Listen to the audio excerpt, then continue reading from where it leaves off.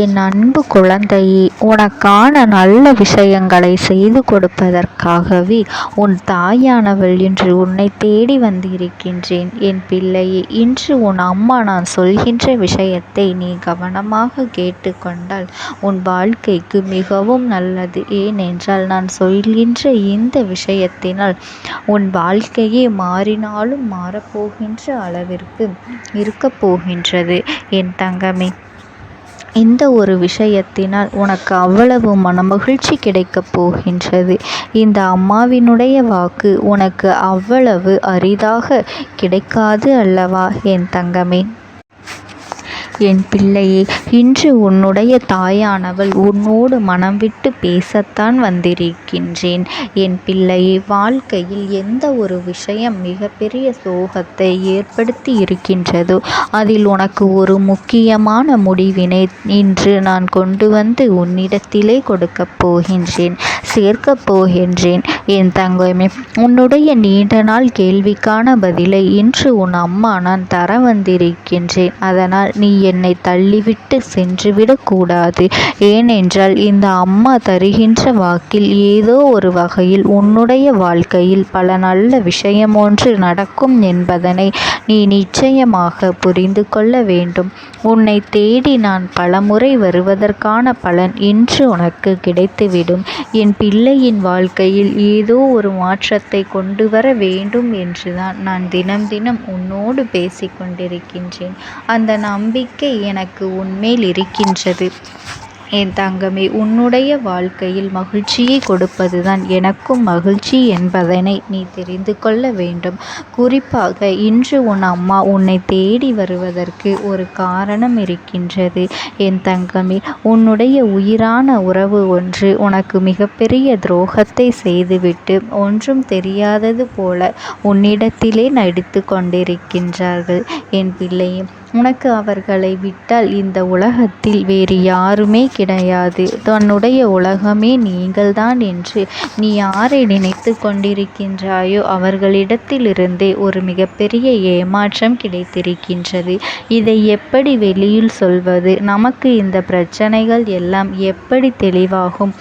எப்பொழுது தீரும்? எப்படி இதிலிருந்து வெளிவருவது என்று என் பிள்ளை நீ தவித்து கொண்டிருக்கின்றாய் அல்லவா?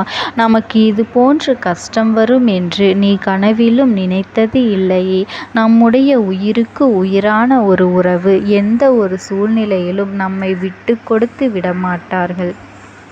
நமக்கு ஒரு துரோகத்தை செய்துவிட மாட்டார்கள் என்றல்லவா இத்தனை நாளும் நீ நினைத்து கொண்டிருந்தாய்.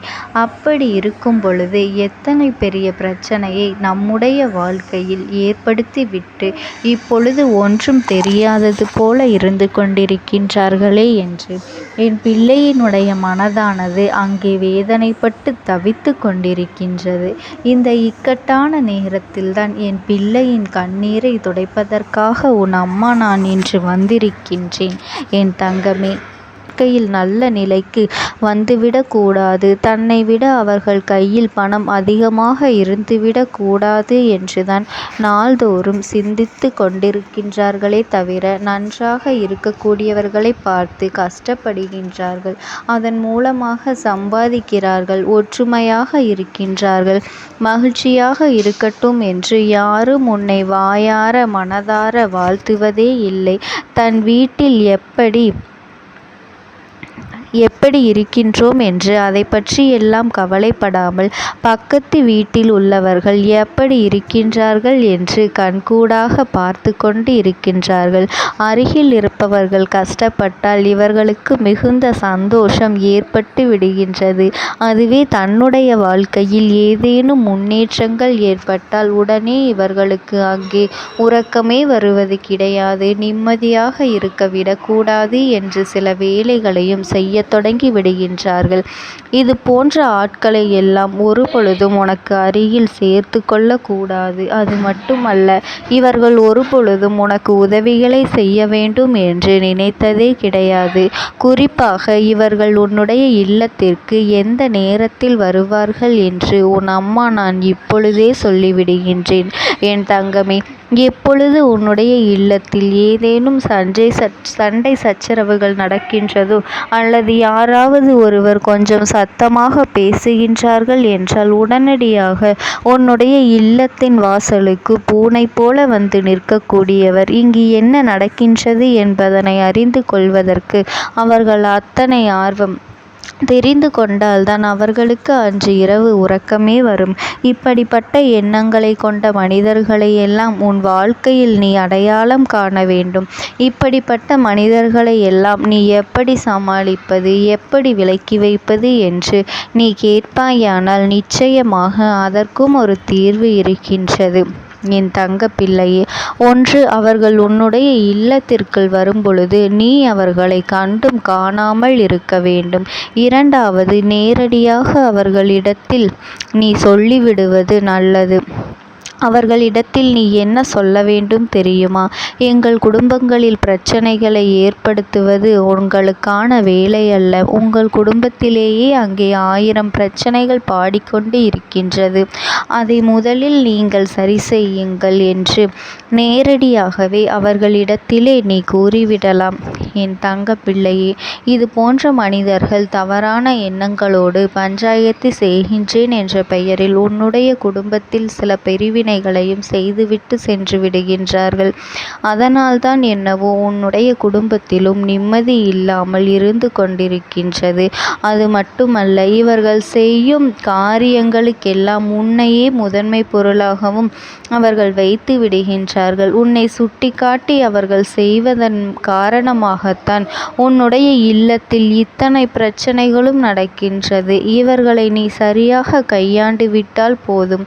இவர்களின் எண்ணங்கள் பொய்யாக்க வேண்டியது இந்த அம்மாவினுடைய கடமை. என் அன்பு பிள்ளையே, உன்னை சுற்றி இருப்பவர்கள் எல்லாம் இது போன்ற எண்ணங்களோடு நடந்து கொள்ளும் பொழுது நாம் எப்படி நம் வாழ்க்கையில் அடுத்த கட்டத்தை நோக்கி நகர முடியும்? இவர்களின் கண்திருஷ்டியே நம்மை அழித்து விடுமே.